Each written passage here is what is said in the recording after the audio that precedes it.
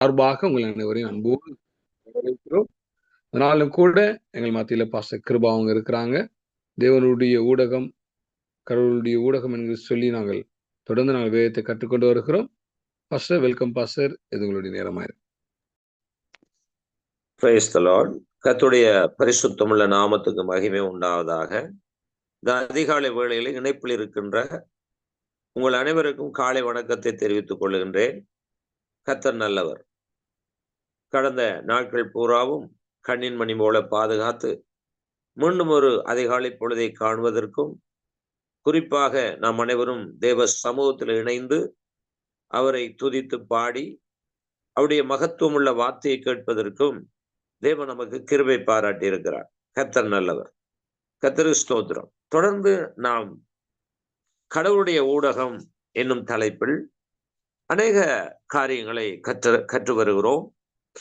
கடவுளுடைய ஊடகமாகிய வேதாகமம் எதற்கு தேவன் நமக்கு தந்தார் என்பதை நாம் அலசி ஆராய்ந்து வருகின்றோம். கர்த்தர் நல்லவர்.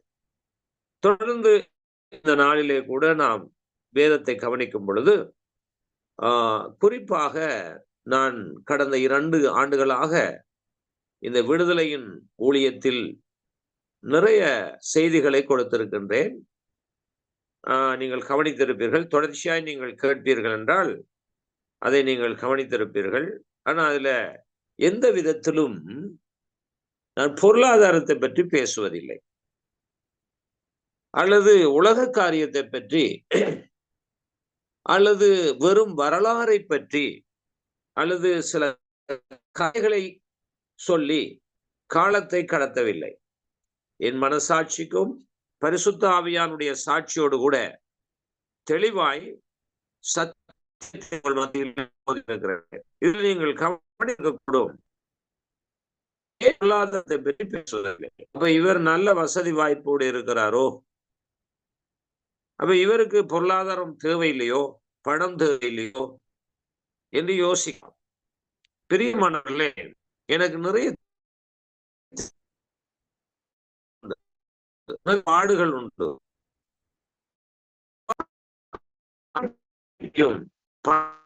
தேவை பற்றியும் பொருளை பற்றியும் பொருளாசையை பற்றியும் பேசுவது அது தேவையற்ற ஒன்று என்று நான் கருதுகிறேன். நான் சில காலங்களுக்கு முன்பு வெளிநாடுகளுக்கு போயிருந்தேன், பெரிய தேசங்களுக்கு போயிருந்தேன். அதுல குறிப்பாய் இப்பொழுது அல்ல, முதல் அமெரிக்கா, கனடா தேசங்களுக்கும் போயிருந்தேன். இந்த கனடா தேசத்துல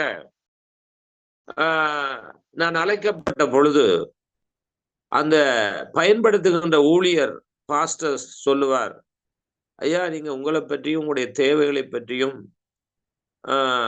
நீங்க சொல்லுங்க, அப்பொழுதுதான் மக்களுக்கு அது விளங்கும், அப்பொழுது உங்களுக்கு காணிக்கைகள் தருவார்கள்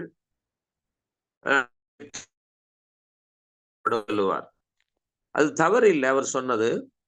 நான் சொல்லுவதும் தவறு இல்லை. நானும் சரி என்று தலையாட்டிட்டு நான் பிரசங்க படத்துக்கு போனால் எனக்கு அதை பற்றி பேசுவதற்கு அன்றைக்கும் எந்த ஒரு சிந்தையும் வராது, பொருளாதாரத்தை பற்றி பேச. என்னால் வேதத்தை பற்றி பேசுவதற்கு எனக்கு நேரம் போதாது. ஆனா என்னை பற்றி பேசுவோ, பொருளாதாரத்தை பற்றி பேசுவோ, அது எனக்கு தேவன் அந்த கிருபையில கொடுக்கல. நல்லா கவனிக்க வேண்டும். அருமையான பாசவர்கள் இந்த ஜெபம் நடத்தி கொண்டு இருக்கும் போது ஒரு வசனத்தை குறிப்பிட்டார்கள். இன்றைக்கு நிறைய பணத்தை பற்றி, பொருளை பற்றி ஓடிக்கொண்டு இருக்கின்ற பொழுது நாம் வேதத்தை தியானிக்க வந்திருக்கிறோம் என்ற ஒரு வார்த்தையை இப்பொழுது அவர்கள் ஜெபத்திலே குறிப்பிட்டார்கள். அது எனக்கு ஒரு ப்ரூஃபாக எனக்கு கிடைத்தது. ஆம், நானும் அதைத்தான் யோசித்துக் கொண்டிருந்தேன்.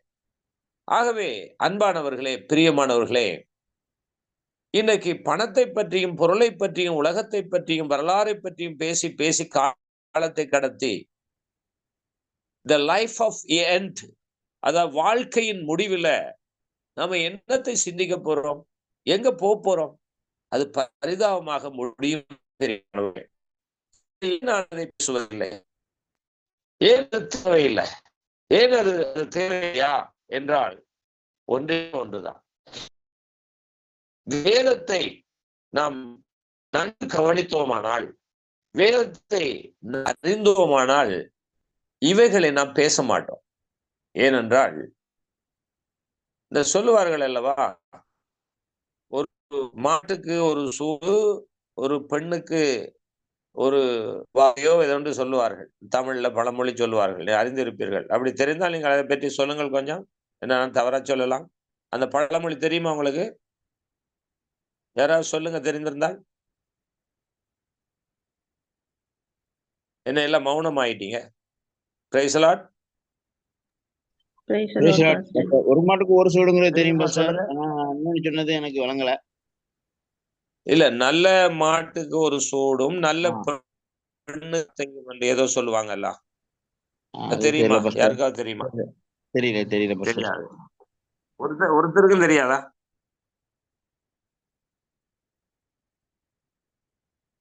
Price Lord. சரி, அதெல்லாம் மறந்துட்டுது. இப்ப எங்க அதெல்லாம் பழைய காலத்துல பாட்டிமார் சொல்றது. சரி, ஓகே, இருக்கட்டும்.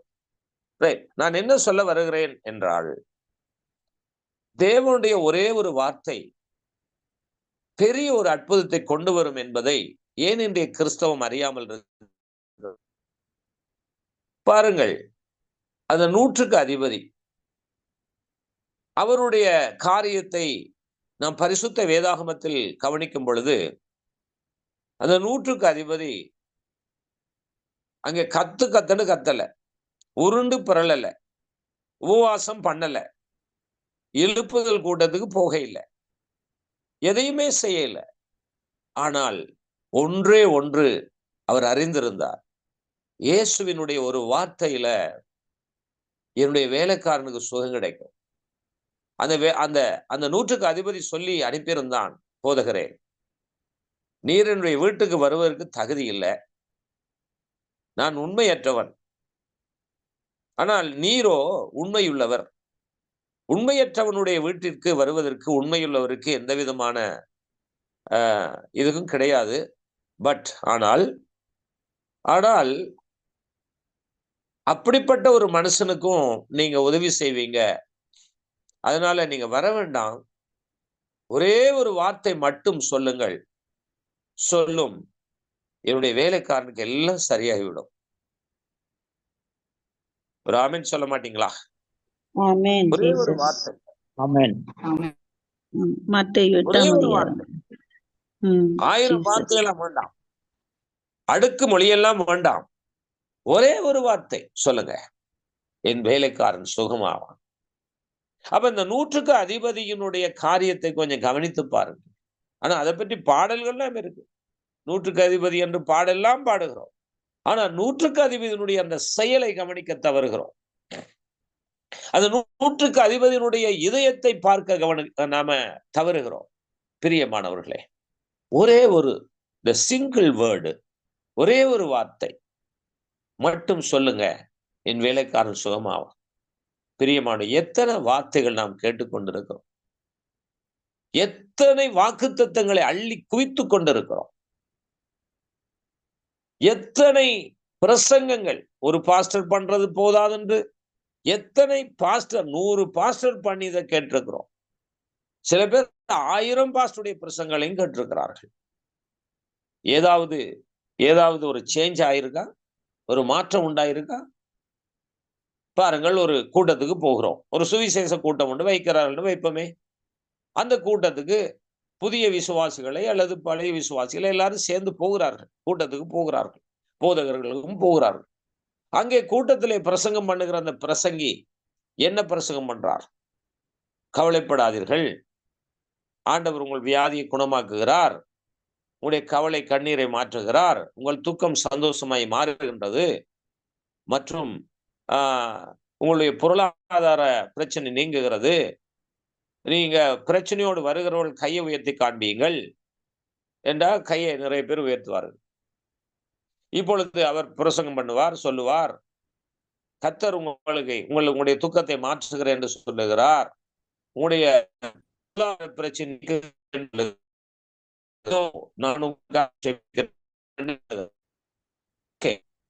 ஆனா மாறிவிட்டதா? கவலை இருக்கிற அந்த நபருக்கு மாறி ஒருவேளை உணர்ச்சி வசப்பட்டு எனக்கு மாறிட்டெல்லாம் சொல்லலை. ஏன்னா நான் நிறைய கூட்டங்கள் நடத்தி இருக்கிறேன். மேடையில சாட்சி சொல்லுவார்கள். பிறகு பார்த்தா அவங்களை வீட்டுக்கு போய் பார்த்தா எங்க ஐயா அது அப்ப மாறிச்சு ஐயா, இப்ப ஒன்றும் மாற இல்லையா, இன்னும் அந்த வருத்தம் அந்த வியாதி இப்படித்தானையா இருக்கு என்று சொல்ல நான் கேட்டிருக்கேன். நான் எக்ஸ்பீரியன்ஸ்ல சொல்லுகிறேன். நான் என்னுடைய 40 வருட கால அனுபவத்தை சொல்லுகிறேன். பார்த்தா அங்க ஒண்ணுமில்லை.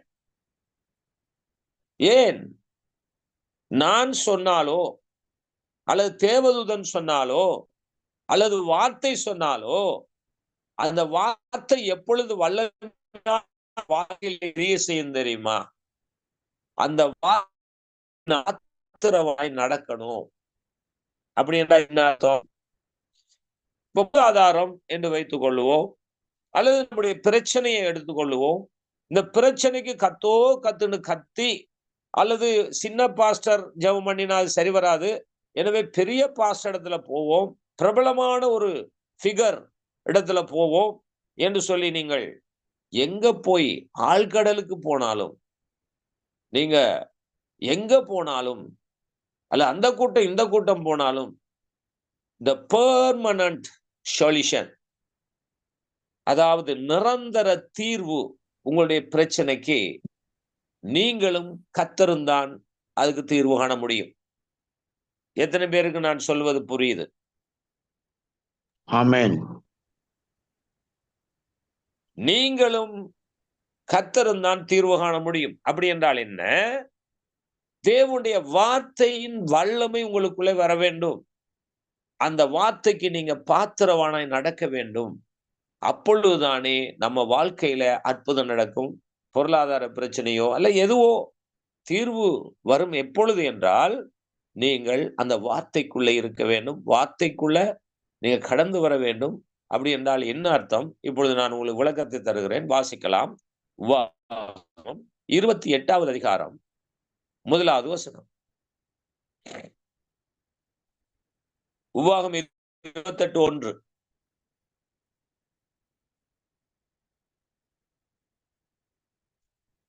Glory to God. ஹலோ, கேக்குதா? Praise the lord. உபாகம் 28:1. இன்று நான் உனக்கு விதிக்கிற உன் தேவனாகிய கர்த்தருடைய கட்டளையின்படி எல்லாம் செய்ய நீ கவனமாய் இருக்கும்படிக்கு அவர் சத்தத்துக்கு உண்மையாய் செவிடுப்பாயானால் உன் தேவனாகிய கர்த்தர் பூமியில் உள்ள சகல ஜாதிகளிலும் உன்னை மேன்மையாக வைப்பார். ஆமென். இதுதான் சொல்யூஷன், இதுதான் தீர்வு. நீங்க பிரபலமான பாஸ்டர்ட்ட போய் ஜெபம் பண்ணா மட்டும் தீர்வாகாது. அந்த பெரிய கூட்டத்துல போய் அட்டன் பண்ணி அங்க கையை தூக்குனா மட்டும் தீர்வாகாது. கவனிக்கிறீங்களா? யாரோ சாப்பிட்டு உங்களுடைய வயிறு நிரம்பாது. இன்னைக்கு கிறிஸ்தவம் எப்படி பழகி இருக்கிறது? இன்னைக்கு பெரிய பெரிய பணக்காரர்கள் நிறைய பேர் இருக்கிறார்கள். அவர்கள் ஜெபிக்க மாட்டார்கள், வேதத்தின்படி வாழ மாட்டார்கள். உடனே அடிப்பார்கள் அவருக்கு தெரிந்த பிரபலமான பாஸ்டருக்கு. ஏன்னா அவர்கள் லிங்க்ல இருப்பார்கள், கனெக்ஷன்ல இருப்பார்கள். உடனே ஐயா இந்த இப்படி ஒரு பிரச்சனை ஐயா, ஜெபம் பண்ணி கொள்ளுங்க ஐயா, ஓகே ஐயா, உங்களுக்கு நான் ஜிபே அனுப்புகிறேன், உங்களுக்கு நான் ஆஃபரிங் அனுப்புகிறேன், தைட்ஸ் அனுப்புகிறேன் என்று சொல்லி அவர் லட்சக்கணக்கான காசை, ஆயிரக்கணக்கான காசை அனுப்பி விடுவார்கள். அவர் அங்க ஜெபம் பண்ணுவார், இவர் இங்கே கேட்டுக்கொண்டிருப்பார். நல்ல கவனிங்க. ஆனால் இதனால் எந்த சொல்யூஷனும் வரப்போறது இல்லை. அது ஒரு திருப்தி அடைகிறார்களே தவிர முழு தீர்வு வராது. அப்ப முழு தீர்வு எப்பொழுது வரும் என்றால், இந்த உபாகமம் 28ஆம் அதிகாரத்தை நீங்க முழுவதும் வாசித்து பார்த்தால் ஆசீர்வாதமும் சாபமும் அங்கே கூறப்பட்டிருக்கிறது. எப்பொழுது ஆசீர்வாதம் வரும் என்றால், நீ உன் தேவனாய கர்த்தருடைய சத்தத்துக்கு உண்மையாய் செவி கொடுப்பாயானால், அதை கவனமாய் கேட்பாயானால், அப்பொழுதுதான் உனக்கு மேன்மை கிடைக்கும், உனக்கு தேவையில் சந்திக்கப்படும், உன்னுடைய காரியம் வாய்க்கும் என்பதுதான் தேவனுடைய ஊடகமாகிய பரிசுத்த வேதாகமம் உங்களுக்கு அறிவிக்கின்ற அனௌன்ஸ்மெண்ட், அறிவிப்பு. கவனிக்கிறீங்களா? அதான அறிவிப்பு. ஆனால் இந்த உபாகமம் 28ஆம் அதிகாரம் ஒரே ஒரு வசனத்தை எடுத்துக்கொண்டு நாம் வாக்குத்தத்தம் என்று எடுப்பது தவறு. அது நமக்கு விருப்பமானதை ஒரு வாக்குத்தத்தம் சொல்லுங்க பாஸ்டர் என்றால் நாம அந்த மக்களுக்கு எது விருப்பமோ அல்லது நமக்கு எது விருப்பமோ எது அது ஒரு ஒரு நமக்கு விருப்பமா இருக்கோ அதை எடுத்து அவர்களுக்கு சொல்லுவோம். அப்படி அல்ல, அப்படி அல்ல. இதுல பாருங்கள், இன்னொரு வசனத்தை நீங்கள் கவனிக்கலாம். 15வது வசனம் வாசியுங்கள். 15வது வசனம். இன்று நான் உனக்கு விதிக்கிற உன் தேவனாகிய கர்த்தருடைய எல்லா கற்பனைகளின்படியையும் கட்டளைகளின்படியையும் நடக்க கவனமாய் இருப்பதற்கு அவர் சத்தத்திற்கு செவிகொடாதே போவாயாகில் இப்பொழுது சொல்லப்படும் சாபங்கள் எல்லாம் உன்மேல் வந்து உனக்கு பலிக்கும். ஆண்டவருடைய வார்த்தை இருபுறமும் கருக்குள்ள எந்த பட்டயத்திலும் கூர்மையை பார்க்கிலும் அதிக கூர்மை உள்ளது. நன்றாக நீங்கள் கவனிக்க வேண்டும். எனவே இங்க ஒன்றை மட்டும் சொல்லி ஒரு போதனை செய்தால் அதுதான் தவறான போதனை. பக்கம் 2 இருக்கிறது. The both side, 2 பக்கம் இருக்கிறது. அவே இந்த 2 பக்கத்தையும் மக்களுக்கு நாம் எடுத்து காட்ட வேண்டும். இந்த 2 பக்கத்தையும் வேதாகமத்திலே பார்க்க வேண்டும். இன்னைக்கு நீங்கள் ஒரு செக்அப் பண்ணுங்க. உங்களுடைய எல்லாருடைய வீட்டிலும் கண்ணாடி இருக்குன்னு நினைக்கிறேன். அல்லது எல்லார்ட்டையும் இது போன் இருக்கு, என்ன ஸ்மார்ட் போன் இருக்கு உங்கள்கிட்ட. போன்ல நீங்க நல்லா உங்களை போட்டோ எடுத்து அல்லது கண்ணாடியிலே நீங்க பார்த்து கொண்டு உங்களுடைய முகத்தை இந்த மூக்குக்கு நேரம் உங்களுடைய கையை வைத்து இந்த சைடு 2 சைடு இருக்கு, ஒரு சைடு இல்ல, முகத்துல ஒரு பக்கம் அல்ல 2 பக்கம். அந்த 2 பக்கமும் ஒரே மாதிரி இருக்காது. நீங்க பண்ணி பாருங்க. ஒரு பக்கம் வலது பக்கம் வித்தியாசம், இடது பக்கம் வித்தியாசம், 2 பக்கமும் ஒரே மாதிரி இருக்காது. நம்முடைய முகமே அப்படி இருக்கின்ற பொழுது அப்படின்னா 2 பக்கம் இருக்கிறது, ஒன்றுக்கு 2 பக்கம் இருக்கிறது. ஒரு நாணயத்தை எடுத்துக்கொள்ளுங்கள். நாணயம் என்பது ஒரு பணம், ஒரு காயின்ஸ் எடுத்துக்கொள்ளுங்கள். இந்த பணத்தை பார்த்தால் ஒரு பக்கம் இல்லை, அது 2 பக்கம் இருக்கிறது. எந்த ஒன்றை எடுத்தாலும் ஒரு மனிதனை எடுத்துக்கொள்ளுங்கள், முன்பக்கம் இருக்கிறது, பின்பக்கம் இருக்கிறது. எல்லாவற்றுக்கும் 2 பக்கம் இருக்கின்ற பொழுது ஏன் நாம வேதாகமத்தை மட்டும் ஒரு பக்கமாய் பார்க்கிறோம்? யோசித்து பாருங்கள். ஒரே பக்கமாய் எதற்கு பார்க்கிறோம்? வேதாகம வசனத்திலும் ஒரு வசனத்துல 2 பக்கம் இருக்கிறதே. ஏன் அதை கவனிக்க தவறுகிறோம்? ஆக மொத்தம் இன்னைக்கு மனிதனுடைய விருப்பம் என்ன? அவனுடைய விருப்பத்துக்கு பரிசுத்த வேதாகம வசனங்களை கையாளுவது. ஆனால் தேவனுடைய விருப்பம் என்ன? தேவன் தம்முடைய எண்ணங்களை, தம்முடைய திட்டங்களை இந்த ஊடகத்தின் வாயிலாக மக்களுக்கு அறிவிப்பது. அவன் மனிதன் எதை கூடுதலாக விரும்புகிறான்? தன்னுடைய இச்சையை நிறைவேற்றுவதற்கு, தன்னுடைய ஆசையை நிறைவேற்றுவதற்கு.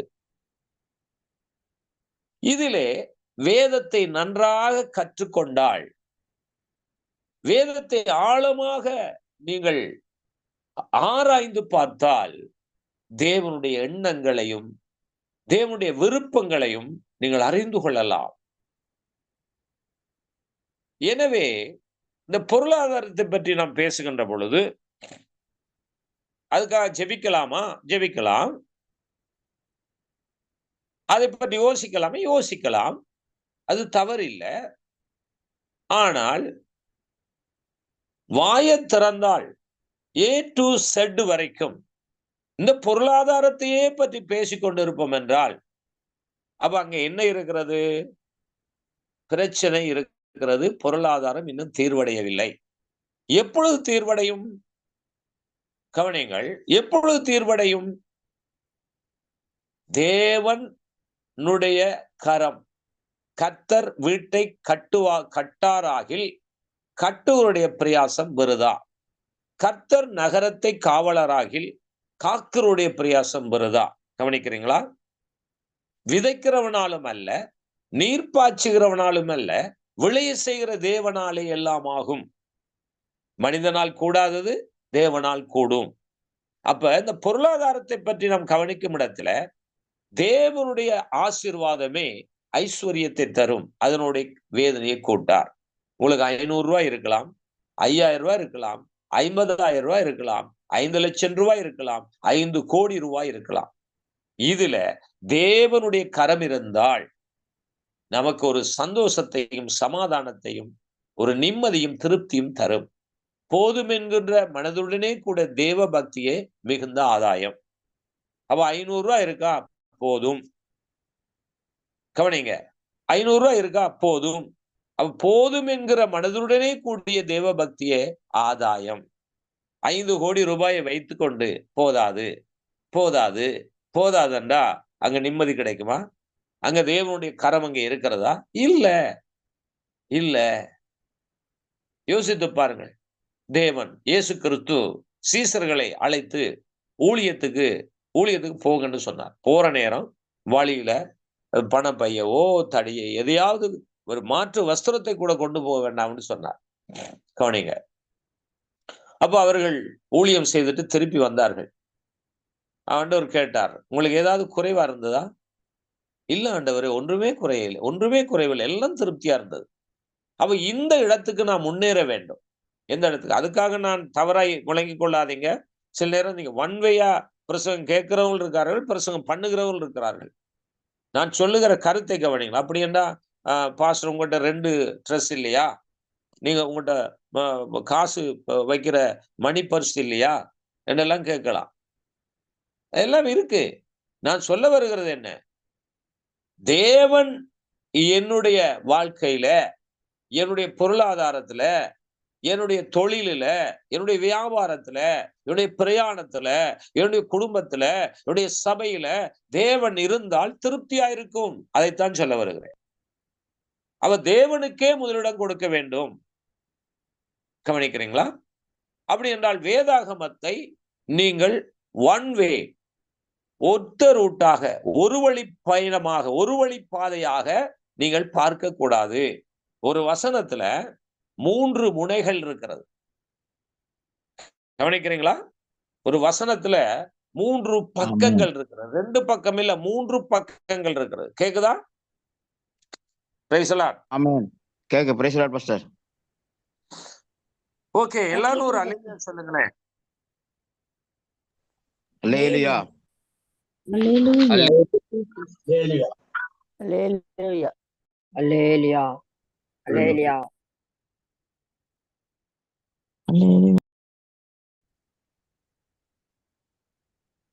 சரி, கர்த்தருக்கு ஸ்தோத்திரம்.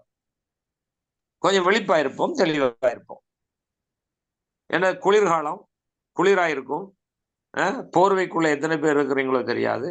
அந்த பாட்டையும் பாடிக்கொண்டு நல்லா இருக்கும். போவாஸ் போவாஸ் போர்வையால் என்னை மூடும் ஐயா. சரி, இப்ப கவனிங்க. தயவு செய்து போர்வைக்குள்ள இருக்க வேண்டாம், வெளியில வாங்க.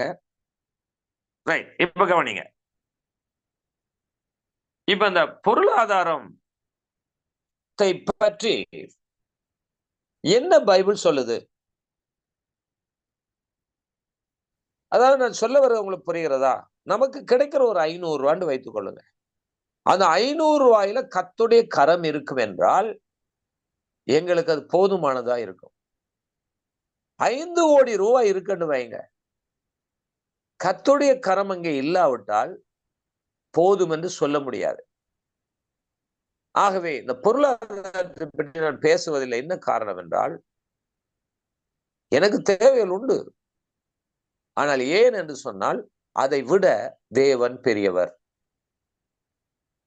எதை விட? கேக்குதா?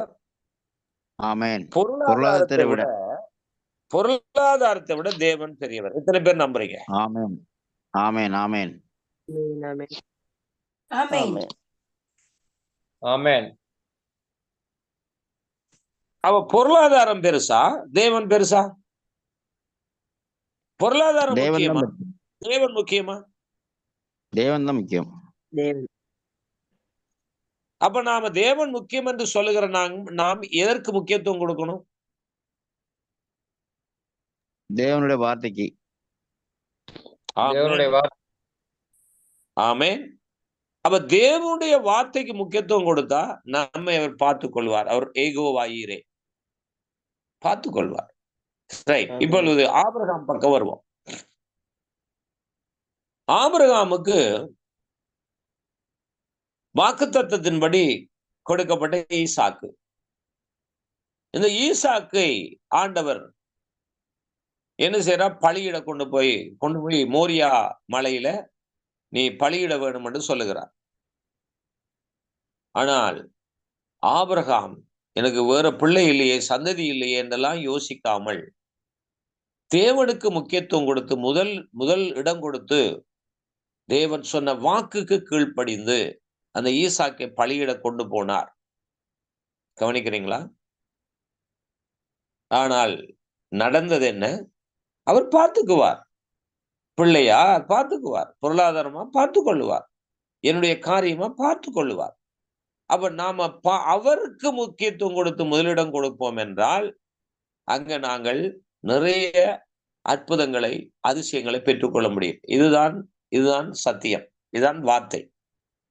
அதை விட்டு நான் ஈசாக்கை பலியிட கொண்டு போக மாட்டேன், நீர் எனக்கு திருநாள் பிள்ளைகளை தாரும் என்று சொல்லி உபவாசம் பண்ணி ஜெபம் பண்ணி சரி வருமா? அப்படி ஆபிரகாம் செய்தாரா? இல்ல, அப்படி செய்ய இல்லை. அவர் செய்தது என்ன? கீழ்ப்படிந்தார், வார்த்தை கீழ்ப்படிந்தார். எனவே நானும் நீங்களும் வார்த்தைக்கு கீழ்ப்படுகின்ற பொழுது நம்முடைய தேவைகளை அவர் சந்திக்க அவர் போதுமானவராயிருக்கிறார். ரைட். ஒரு 2 வார்த்தையை நான் சொல்றேன், 2 வார்த்தை சொல்றேன் பொருளாதாரத்தை பற்றி. சரியா? வாசிக்கலாம். 34வது சங்கீதம் 10வது வசனம். 34வது சங்கீதம் 10வது வசனம்.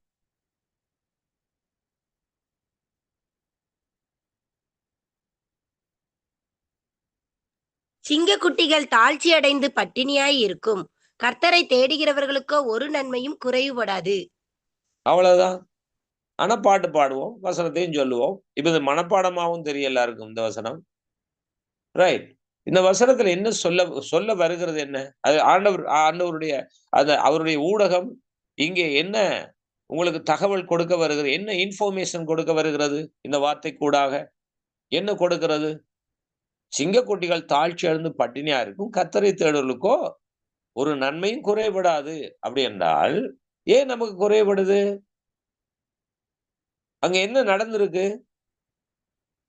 கர்த்தரை தேடுவர்களுக்கோ ஒரு நன்மையும் குறைபடாது. அப்ப நாம தேட வேண்டிய விதத்துல தேட இல்ல, தேவனுடைய விருப்பத்தின்படி நாம் தேட இல்ல. உண்மையா நாம தேடி இருந்தா நமக்கு ஒரு குறையும் வராது, பொருளாதாரத்தை பற்றி பேச மாட்டோம். கவனிக்கிறீங்களா? அப்ப நாம் தேட வேண்டியது என்ன? முழுமையாய் தேட வேண்டும். எப்படி தேடணும்? தேவனுடைய விருப்பத்துக்கு தேடணும். தேவனுடைய வார்த்தையின்படி நாம் தேவனை தேட வேண்டும். நம்முடைய விருப்பத்துக்கு தேடிவிட்டு நாம் குறையோடு காணப்படுகிறோம். ஜெபிக்கிற உண்மைதான், பாடுகிற உண்மைதான், ஆராதிக்கிற உண்மைதான், ஊழியம் செய்கிறது உண்மைதான், வசனம் வாசிக்கிற உண்மைதான், வசனம் பேசுகிறது உண்மைதான். ஆனாலும் நமக்கு அது நெருக்கடி இருக்க காரணம் என்ன? ஆனால் சீசரிடத்துல ஒன்றுமே இல்லை, அவர்களுக்கு எந்த குறைவும் இல்லையே. ஆனால் இயேசு அவர்களோடு இருந்தார். இயேசு ஒரு மனிதனோடு இருந்தால் எந்த குறைவும் அங்க பெருசா தெரியாது. ஏன்னா இயேசு நிறைவானவராய், அவருடைய வார்த்தை நிறைவாய் நமக்குள்ள இருக்கும் என்றால் இந்த அழிந்து போகிற பொருளாதாரம் நமக்கு ஒரு பெரிய பிரச்சனையா இருக்காது. கவனிங்க. ஆகவே பொருளாதாரத்தை பற்றி ஏன் பேசவில்லைன்னா, பேச வேண்டியதை பேசினால் பொருளாதாரம், எங்களுடைய தேவைகள், எங்களது சாப்பாடு, உடை அவர் தருவார். அவ்வளவுதான். அதான் விசுவாசம்.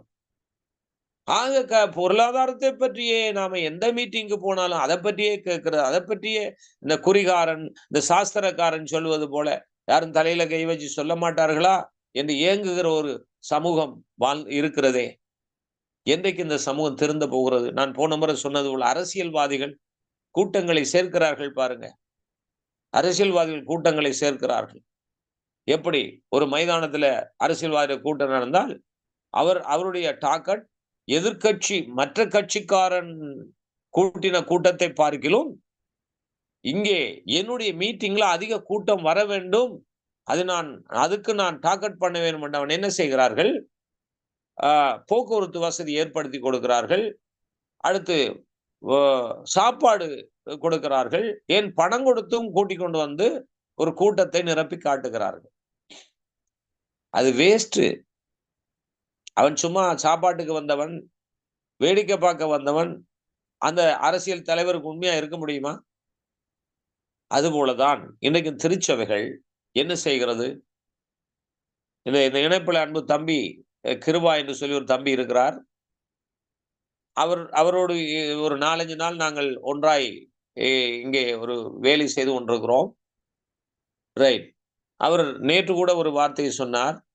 இன்னொரு சபை இருக்கிறது, அந்த சபையினுடைய மக்கள் சுவிசேஷம் அறிவிக்கிறது எப்படி என்றால், வாருங்கள் எங்களுடைய சபைக்கு வந்தா நாங்கள் சாப்பாடு கொடுக்கிறோம், என்னுடைய சபைக்கு வந்தா நாங்கள் என்ன செய்யறோம், அரிசி, பருப்பு, சீனி இதெல்லாம் கொடுக்கிறோம். 2 மாதத்துக்கு ஒரு முறை அங்கே நிவாரணம் கொடுக்கப்படுது சபையில.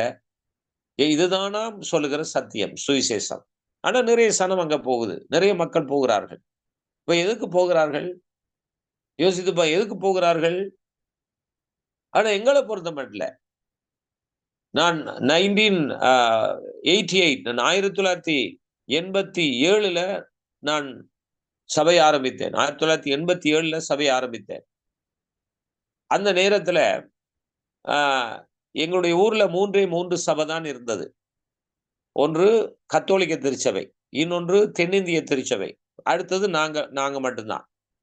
ஆனால் தென்னிந்திய திருச்சபையில வீடு கட்டி கொடுத்தார்கள். அங்க சபைக்கு போகிறவர்களுக்கு வீடு கட்டி கொடுத்தார்கள். கத்தோலிக்க திருச்சபையில அவர்கள் அந்த பொருளாதார உதவிகளை செய்தார்கள். ஆனால் எங்களுடைய சபைக்கு வருகிறவர்களுக்கு நாங்கள் எந்த பொருளாதார உதவியும் செய்ய முடியல. எங்கள்கிட்ட வசதி இல்லை. ஆனா எங்கள்கிட்ட சத்தியம் இருந்தது, எங்களிடத்துல இயேசு இருந்தார். அப்ப அந்த சத்தியத்தை நாங்கள் அவர்களுக்கு கொடுத்தோம். ஆனால் வீடு கட்டி கொடுத்தவர்கள் அந்த வீட்டை விட்டுட்டு யுத்தம் நடைபெற்ற போது இடம்பெயர்ந்து ஓடிவிட்டார்கள். இன்றைக்கு அந்த வீட்டில் அவர்கள் குடியிருக்கவில்லை. இன்னொரு சபையில அரிசி, பருப்பு, சீனி கொடுத்தார்கள். அந்த பருப்போ அந்த மாவோ சீனியோ அவர்களுக்கு இன்றைக்கு இல்லை. அதனும் மறைந்து விட்டது. ஆனால் நான் என்னுடைய திருச்சபைக்கு வந்தவர்களுக்கு இயேசுவை கொடுத்தேன், சத்தியத்தை கொடுத்தேன். கர்த்தருக்கு ஸ்தோத்திரம். இன்னைக்கு அநேக ஊழியர்கள் இன்னைக்கு அந்த சத்தியத்தில் ஏற்றுக்கொண்டது நிமித்தம், நான் இயேசுவை கொடுத்த நிமித்தம் அருமையாய் இன்னைக்கு ஊழியம் செய்து கொண்டிருக்கிறார்கள். ஆமென். இப்ப எது தேவை? தேவையானது ஒன்று, மரியாள் தன்னை விட்டு எடுபடாத நல்ல பங்கை தெரிந்து கொண்டாள். இப்ப நம்ம கொடுக்க வேண்டியது என்ன? பொருளாதாரமா அல்லது சத்தியமா? சத்தியம். ஓகே, ஒரு பசியில வரவங்களுக்கு சாப்பாடு கொடுக்க வேண்டும். நான் வேணான்னு சொல்ல, கொடுத்திருக்கிறோம். ஒரு உடை இல்லாதவர்களுக்கு நம்மால முடிந்தா ஒரு உடை கொடுக்க வேண்டும். ஓகே, கொடுக்கலாம், அது தவறு கிடையாது. ஆனா சத்தியம் அது அல்ல.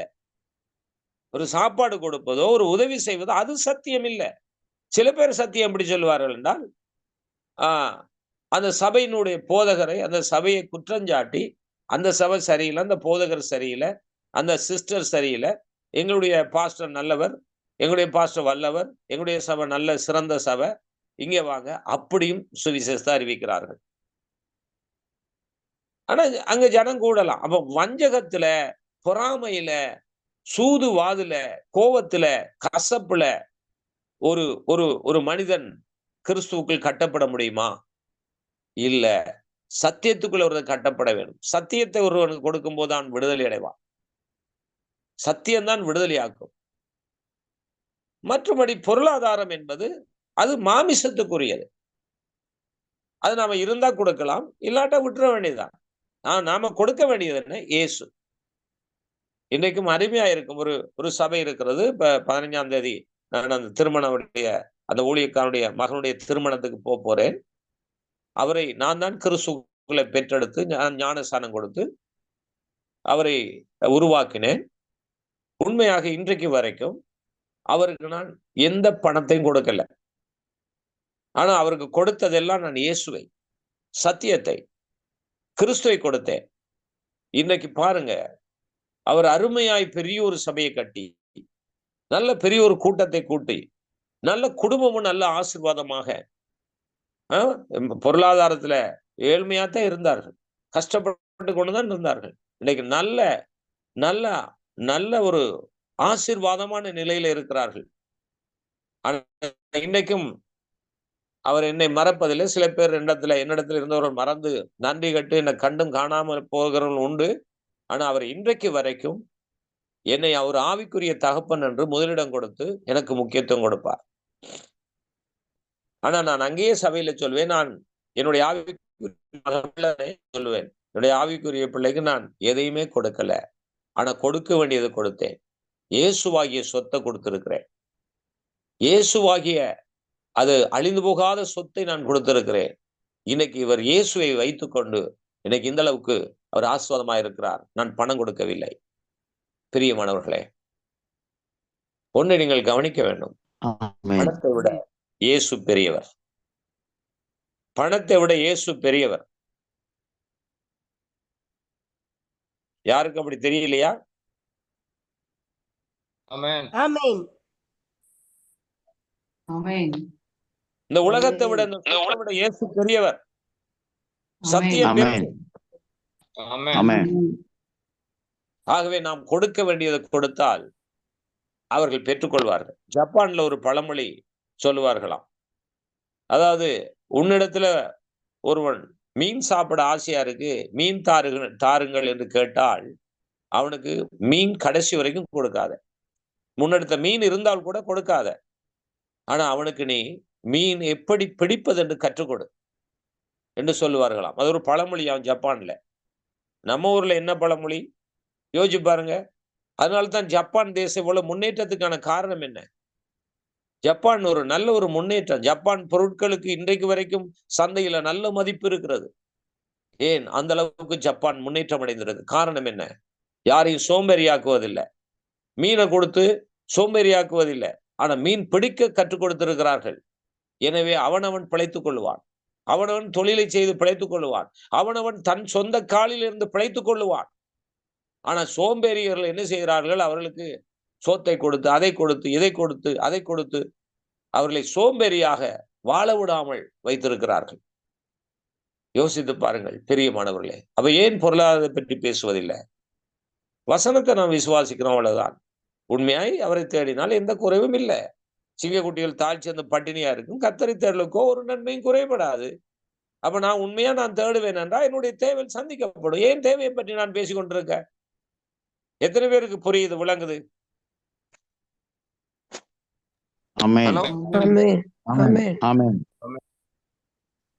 சில பேருக்கு பிடிக்கல, அதனால ஆமேனே சொல்ல மாட்டேன்றாங்க. என்ன?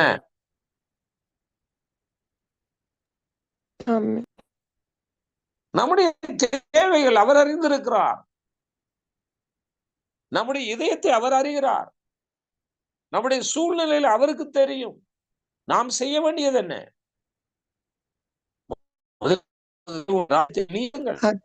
உங்களுக்கு எல்லாம் கூட கொடுக்கும், எல்லாம் கூட கொடுக்கப்படும். முதலாவது நீங்கள் இயேசுவை நேசியுங்கள், இயேசுடைய வசனத்தை நேசியுங்கள், அவர் சொல்லுகிறபடி செய்யுங்கள், அவருக்கு கீழ்ப்படியுங்கள். உங்களுடைய காரியங்கள் அவர் கொள்வார். அவர் தகப்பன். நீங்கள் ஒரு வேலைக்காரனை போல முதலாளி அதை தாங்க முதலாளி, இதை தாங்க முதலாளி என்று கெஞ்ச வேண்டிய தேவையில்லை. நீங்கள் அவருடைய வீட்டார் என்று சொல்லப்பட்டிருக்கிறது. நாம் தேவனுடைய வீட்டார் என்று சொல்லப்பட்டிருக்கிறது. நாம் செய்ய வேண்டியது என்ன? அதை செய்வோம். முதலாவது தேவனுடைய ராஜ்யத்தை தேடுவோம், சத்தியத்தை தேடுவோம், சத்தியத்தின்படி கீழ்ப்படிந்து வாழ்வோம். வாழ்க்கையில் ஒரு மாற்றத்தை கொண்டு வருவோம். நம்முடைய வாழ்க்கையில சத்தியம் இருக்கட்டும், சத்தியத்தின்படி வாழ ஒப்பு கொடுப்போம். நமக்கு என்ன தேவையோ அவர் பார்த்துக் கொள்வார். அதனால தான் நான் இந்த பொருளாதாரம் பற்றி பேசுறது. ஏன்னா நிறைய விஷயம் அவரை பற்றி பேச வேண்டி இருக்கு, நிறைய வார்த்தைகள் இருக்கு. அவருடைய அந்த வேத ஊற்று, ஜீவ ஊற்று, அது அள்ள சுரந்து கொண்டே இருக்கும். அது வற்றி போகாது. அது வற்றாத ஜீவ ஊற்று, அவருடைய சத்தியம். ஆமென். ஆகவே பிரியமான தேவச்சனனே, இந்த அதிகாலையிலே தாகத்தோடு வந்த உங்களை தேவன் நிச்சயம் உடைய தாகத்தை தீர்ப்பார். நாம் செய்ய வேண்டியது என்ன? தேவையானது என்ன? தேவையானது ஒன்றே. மரியாள் தன்னை விட்டு இடவிடாத நல்ல பங்கை தெரிந்து கொண்டாள். அவருடைய பாதத்தில் அமர்ந்திருந்து அவருடைய சத்தத்தை கேட்டு அவருடைய வார்த்தையை கேட்டு அந்த வார்த்தைக்குள்ள இருந்தால் அவருக்கு எதை பற்றி அவ யோசிக்கல, எந்த பணத்தை பற்றி யோசிக்கல, வீட்டு வேலைகளை பற்றி எதையும் யோசிக்கல. ஆனா அங்க இருந்த சகோதரி மார்த்தாள் அநேக காரியத்தை குறித்து யோசித்து கலங்கி தவித்துக் கொண்டிருந்தாள். பிரியமானவர்களே, இன்றைக்கும் இந்த 2 சகோதரிகள் இயேசு அங்கே இருந்த பொழுது 2 சகோதரிகள் இருந்தது போலத்தான் இன்றைக்கும் திருச்சபை இருக்கிறது. இன்றைக்கு அநேக காரியத்தை குறித்து கலங்கி கொண்டிருக்கிறார்கள். ஆனா தேவையான ஒன்றை அவர்கள் மறந்து விட்டார்கள். தேவனுடைய பாதத்திலிருந்து அமர்ந்திருந்து நானே கர்த்தர் என்று அறிந்து கொள்ளுங்கள் என்று வேதம் சொல்லுகிறது அல்லவா? அமர்ந்திருங்கள். கர்த்தருடைய வார்த்தைக்கு காத்திருங்கள். கர்த்தருடைய வார்த்தை நேசியுங்கள். வாசிங்கள் 119வது சங்கீதம் 165வது வசனம். 119வது சங்கீதம் 165வது வசனம். உம்முடைய வேதத்தை நேசிக்கிறவர்களுக்கு மிகுந்த சமாதானம் உண்டு, அவர்களுக்கு இடரல் இல்லை. அப்ப நீங்கள் எதை நேசிக்க வேண்டும்? பொருளாதாரத்தை அல்ல, உலகத்தை அல்ல. நாம் நேசிக்க வேண்டிய ஒன்றே ஒன்றென்றால் அது வேதத்தை தான். வேதத்தை நேசிக்கிறவர்களுக்கு மிகுந்த சமாதானம் உண்டு. அவர்கள் இங்க இருந்து பல மைல்களுக்கு அங்கால செலவு செய்து நீங்கள் அந்த மீட்டிங்கு போக தேவையில்லை. நான் கடந்த நாட்களில் இந்தியாவுக்கு போயிருந்தேன். அப்பொழுது ஒரு 2-3 பாஸ்டர்ஸ்மார் வந்தார்கள். அப்ப எங்க போனீங்கன்னு கேட்டேன். இலங்கையிலிருந்து இந்தியாவுக்கு போயிருந்தேன். எங்க போனேன்னு கேட்டேன். அங்க ஒரு மீட்டிங் நடந்தது, அப்ப அந்த மீட்டிங் போயிட்டு வாரோம் என்று சொன்னார்கள். அவனை கேட்டேன், என்ன மீட்டிங்?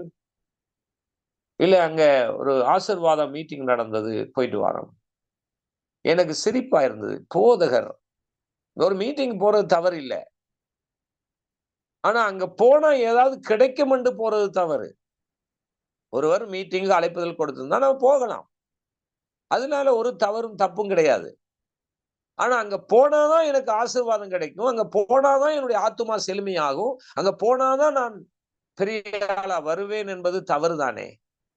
ஒருவனை தாழ்த்தவும் உயர்த்தவும் யாருடைய கையில இருக்கிறது? தேவனுடைய கையில.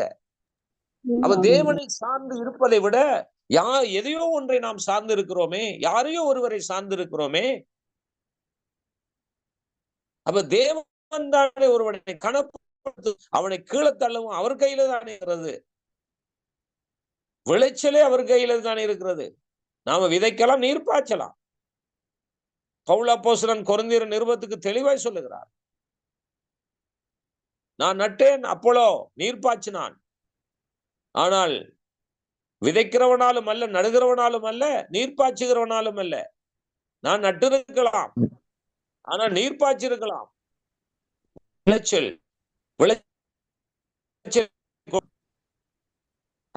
கையில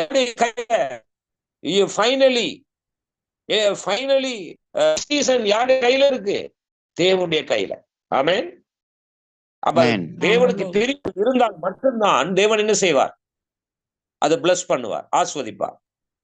நீ என்ன கத்துனாலும், என்ன பண்ணினாலும், என்ன உபவாசம் பண்ணினாலும், எத்தனை நாள் நீ மண்டியிட்டு கதறினாலும், தேவனுடைய விருப்பம் இல்லாமல், தேவனுடைய சித்தம் அங்கே இல்லாமல் நீ என்ன பண்ணினாலும் நோ எக்ஸப்ட், ஆண்டவர் ஒரு நாள் ஏற்றுக்கொள்ள மாட்டார். ஆண்டவர் ஏற்றுக்கொள்ளுகிற ஒரு ஜெபத்தை நாம் செய்ய வேண்டும். ஆண்டவர் ஏற்றுக்கொள்ளுகிற ஊழியத்தை செய்ய வேண்டும். ஆண்டவர் ஏற்றுக்கொள்ளுகிற ஒரு பிரசங்கத்தை பண்ண வேண்டும். ஆண்டவர் ஏற்றுக்கொள்ளுகிற ஒரு பிரசங்கத்தை கேட்க வேண்டும். அப்பதான் உங்களுக்கு விளைச்சலை காண முடியும். அப்பொழுதுதான் தேவனுடைய அற்புதத்தை காண முடியும். ஆனால் வாயை திறந்த பொருளாதாரத்தை பற்றி பேசுகிற யாரு நினைக்கிறீங்க? வாசிக்கலாம். பொருளாதாரத்தை பற்றி பேசுகிறது யார்? அதுக்காக கூட்டமா ஜனங்கள் குவிகிறார்கள். நான் சென்னைக்கு ஒரு இடத்துக்கு போயிருந்தேன், ஒரு ஊழியரை சந்திப்பதற்கு. போன போது அவங்க கூட்டம் கூட்டமா ஒரு கிரவுண்ட்ஸ்ல ஒரு ஒரு ஒரு ஒரு கிரவுண்ட்ஸ்ல சென்னையில பெரிய கூட்டம் கூடி, சரியான கூட்டம். இப்ப நாங்கள் அந்த இடத்துல நிக்கிறோம் 1:30 மணிக்கு. நாங்க ஒரு போதரையை சந்திக்க போனா அந்த அந்த இடத்துக்கு நான் கூட்டத்துக்கு போக இல்லை, அதுக்கு பக்கத்துல ஒரு போதகரை சந்திப்பதற்கு போயிருந்தேன். அங்க ஒரு 1:30 மணி இருக்கும். அப்பவும் சனம் போய்கொண்டே இருக்கு, மக்கள் போய்கொண்டே இருக்கிறார்கள். அப்ப நான் கேட்டேன், இந்த கூட்டம் எப்ப ஆரம்பிக்கப்பட்டது? 10 மணிக்கு. இப்ப நேரம் என்ன? இப்போ 1 மணி 1:30 மணி ஆகுது, மத்தியானம் 1:30 மணி ஆகுது. இப்போ மக்கள் போகிறார்களே, இப்ப எதுக்கு போகிறார்கள்? அங்க எல்லாம் முடிந்திருக்குமே, பாடல் முடிந்திருக்கும், பிரசங்கம் முடிந்திருக்கும். சரி, முழுசும் போனா தானே நல்லது, முழுவதும் கூட்டத்துல இல்ல. 1:30 மணிக்கு 2 மணிக்கெல்லாம் போற எதுக்குன்னு கேட்டால், அங்க நல்ல சாப்பாடு கொடுப்பார்களாம் அந்த கூட்டம் முடிவில். அப்ப அதனால அவர்கள் கூட்டத்துக்கு பாஸ்டருடைய வார்த்தையை கேட்க போகிறார்களோ, அந்த ஆராயில கலந்து கொள்கிற அதெல்லாம் இல்ல. ஒரு கூட்டம் சாப்பாட்டுக்காக போகிறது. அங்க பொருளாதாரத்தை பற்றியே தான் பேசுவார்கள். இப்பொழுது கவனிங்க, யார் பொருளாதாரத்தை பற்றி மட்டும் பேசுவது?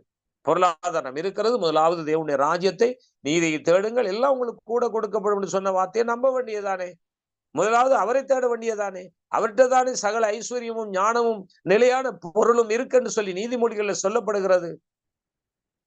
கர்த்தருடைய ஆசீர்வாதம் ஐஸ்வர்யத்தை தரும், அதனோட கர்த்தர் வேதனையை கூட்டார் என்று சொல்லப்பட்டிருக்கிற அல்லவா? இவ்வளவு வார்த்தைகள் தெரியும், ஆனால் முக்கியத்துவம் கொடுப்பதில்லை. இப்ப யார் பொருளாதாரத்தை பற்றியே பேசிக் கொண்டிருப்பார்கள்? வாசியுங்கள்.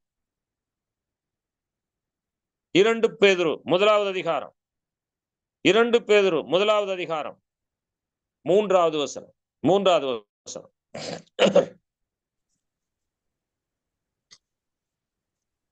தம்முடைய மகிமையினாலும் காருண்யத்தினாலும் இல்ல, 2 பேதுரு 1வது அதிகாரம் 2வது அதிகாரம், சரியம்மா, 2வது அதிகாரம் 3வது வசனம்.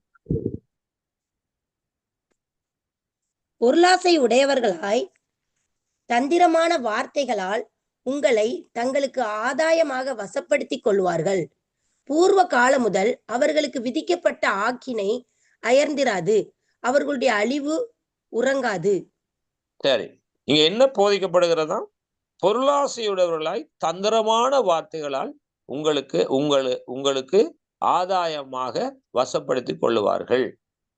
கவனிங்க. அப்ப தந்திரமான வார்த்தைகள், அடுத்து பொருளாசையை காட்டுகின்ற வார்த்தைகள் எதை குறிக்கிறது? நீங்கள் வசனத்துல தேறி இருந்தால் மட்டும்தான் இந்த வார்த்தையை நீங்கள் ஏற்றுக்கொள்வீர்கள். இல்லாவிட்ட இந்த வார்த்தை உங்களுக்கு பிரயோசனம் இல்லாதது போல தெரியும். நீங்க ஓரளவுக்கு கிறிஸ்துவுக்குள்ள வசனத்துக்குள்ள வளர்ந்திருந்தால் மட்டும்தான் இந்த பலமான ஆகாரம் உங்களுக்கு உங்களுடைய சிந்தையில வந்து சேரும். அல்லது நீங்கள் குழந்தைகளா இருந்தால் இது உங்களுக்கு ஹார்டா தெரியும், கடினமா தெரியும். ஆக பொருளாசையவே பேசிக்கொண்டிருக்கிறவர்கள் யார்? பொருளாதாரத்தை பற்றியவே பேசிக்கொண்டிருக்கிறவர்கள் யார் என்பதை வேதாகமம் எங்களுக்கு அடையாளம் காட்டுகிறது, இனங்காட்டுகின்றது. பொருளாசையுடைய தந்திரமான வார்த்தைகளால் உங்களை தங்களுக்கு ஆதாயமாக வசப்படுத்திக் கொள்வார்கள். பாருங்க, அருமையான வேர்டு, அருமையான வசனம். இதெல்லாம் நீங்க கவனிக்க மாட்டீங்க இல்லையா? பொருளாசையுடையவர்களாய் தந்திரமான வார்த்தைகளால் உங்களை தங்களுக்கு, யாருக்கு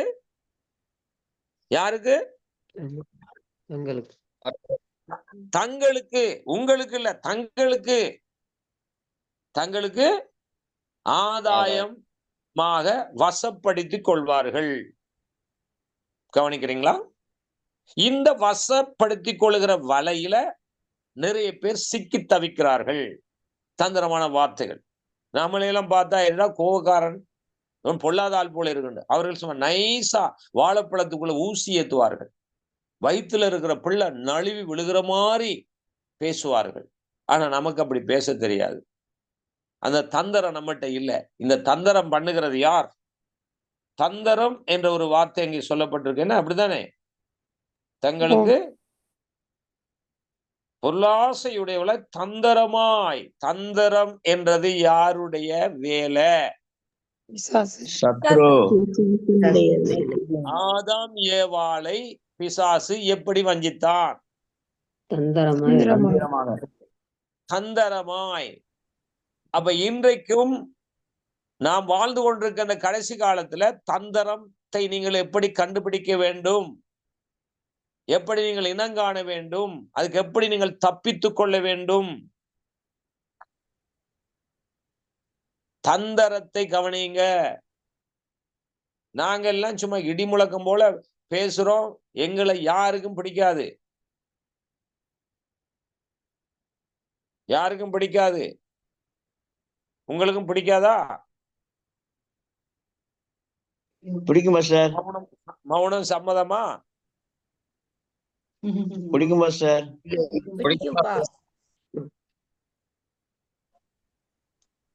Praise the Lord. Hallelujah. இந்த தந்திரத்துக்கு தான் மக்கள் இழுபடுகிறார்கள், இழுப்புண்டு போகிறார்கள். பவுல் சொல்லுகிறார் ஒரு வசனம், பவுலுடைய வசனம். பாவம், பவுல் எவ்வளவு உண்மையான உத்தமமான ஊழியம் செய்த பவுலையே என்ன பாடுபடுத்தினார்கள் தெரியுமா? நாங்க அந்த அளவுக்கு உண்மை என்று எங்களை சொல்ல முடியாது. எவ்வளவு பாடுபடுத்தினார்கள் பவுலை, எவ்வளவு துன்பப்படுத்தினார்கள், எவ்வளவு கஷ்டப்படுத்தினார்கள். நான் நினைக்கிறேன் இயேசுவுக்கு அடுத்தபடியான பாடுகள் பவுல் தான் பட்டது. எதனால? வாசியுங்கள், வாசிக்கலாம். 2 தீமோத்தேயுவின் புத்தகம், 2 தீமோத்தேயுவின் புத்தகம். Thank you Jesus. 4வது அதிகாரத்தில் 14வது வசனத்தை வாசியுங்கள். கண்ணனாகிய அலெக்சாந்தர் எனக்கு வெகு தீமை செய்தான், அவனுடைய செய்கைக்கு தக்கதாக கர்த்தர் அவனுக்கு பதிலளிப்பாராக. பாருங்கள், கண்ணனாகிய அலெக்சாந்தர் எனக்கு வெகு தீமை செய்தான், அவனுடைய செய்கைக்கு தக்கதாக கர்த்தர் அவனுக்கு பலனளிப்பாராக. 15வது வசனம் சொல்லுகிற, நீயும் அவனை குறித்து எச்சரிக்கையாயிரு, நீயும் அவனை குறித்து எச்சரிக்கையாயிரு, அவன் நம்முடைய வார்த்தைகளுக்கு மிகவும் எதிர்த்து. ரைட்?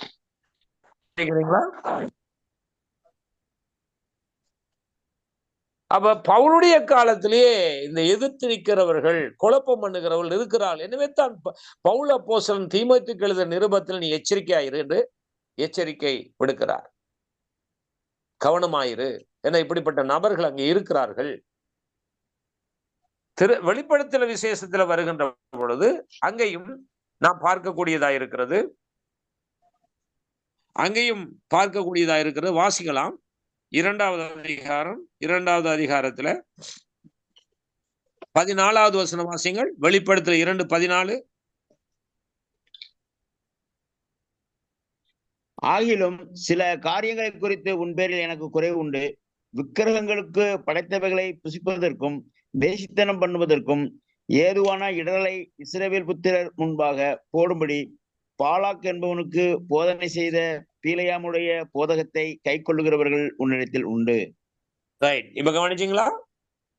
அப்ப எல்லாரும் போதிக்கிறது சரியான போதனை இல்ல. இது இப்ப 2 வருஷம் என்னோட பயணிக்கிறவங்களுக்கு தெளிவா தெரியும். கவனிக்கிறீங்களா? அப்ப இப்படிப்பட்ட வார்த்தைகள் இங்க இருக்கிறது, நீங்கள் இதையும் கவனிக்க வேண்டும். சும்மா ஆசை வார்த்தைகளை, இச்சைக்கான வார்த்தைகளை மட்டும் பைபிளுக்குள்ள நம்ம பொறுக்கி பேசக்கூடாது. இருக்கிற கருகலான சத்தியத்தையும் மக்களுக்கு சொல்லிக் கொடுக்கணும், பிரச்சனையும் சொல்லிக் கொடுக்கணும். இது என்னென்ன பிரச்சனை பைபிள்ல இருக்கு, இப்படிப்பட்ட நபர்கள் இருக்கிறார்கள், இவைகளையும் சொல்லிக் கொடுத்தாதான் மக்கள் எச்சரிக்கையா இருப்பார்கள், கவனமா இருப்பார்கள். ஆட்டுத்தோலை போர்த்து கொண்டு வருகிற ஓநாய்கள் என்று சொல்லப்பட்டிருக்கிறது. ஆகவே பிரியமான தேவசனமே, நீங்கள் இப்பொழுது இணைந்திருப்பது டெலிவரன்ஸ் மினிஸ்ட்ரியினூடாக கடவுளுடைய ஊடகம் என்னும் தலைப்பில் வேத பாடத்தை கேட்டுக்கொண்டு இருக்கிறீர்கள். தொடர்ந்து நான் இந்த இணைப்பிலே திங்கள், புதன் மற்றும் வெள்ளிக்கிழமைகளில் நான் ஆண்டவருடைய வார்த்தையை கொடுத்து வருகிறேன். இதை தொடர்ந்து ஜீசஸ் த வே, இயேசுவே வழி ஊழியத்துல செவ்வாய்க்கிழமையும் சனிக்கிழமையும் ஞாயிற்றுக்கிழமையும் அதிகாலை 5 மணிக்கு வார்த்தையை கொடுத்து வருகிறேன். வியாழக்கிழமை பெட்ரா அப்போஸ்தலிக் மினிஸ்ட்ரி, அந்த மினிஸ்ட்ரியில அதிகாலையிலே ஆண்டுடைய வார்த்தை கொடுத்து வருகிறேன். இதை தவிர வியாழன், திங்கள் மற்றும் வியாழன் இரவு 8 to 9 மணிக்கு ஜீசஸ் தி வே மினிஸ்ட்ரியில வேத ஆராய்ச்சி நடைபெறுகிறது. தொடர்ந்து எனக்காக ஜெபம் பண்ணிக் கொள்ளுங்கள். இந்த இணைப்பில் இணைந்ததற்காக நன்றி. தொடர்ந்து அனைவருக்கு அறிமுகப்படுத்துங்கள், இணையுங்கள். கர்த்தர் உங்களை ஆசீர்வதிப்பார். ஆமென். தேங்க்யூ. நான் நிறைவு ஆமென். செய்கிறேன். பாஸ்டர், நீங்க பொறுப்படுங்க. நான் அடுத்த ஒரு இதுக்கு போறேன், ஆமென். கிளாஸ்க்கு போறேன்.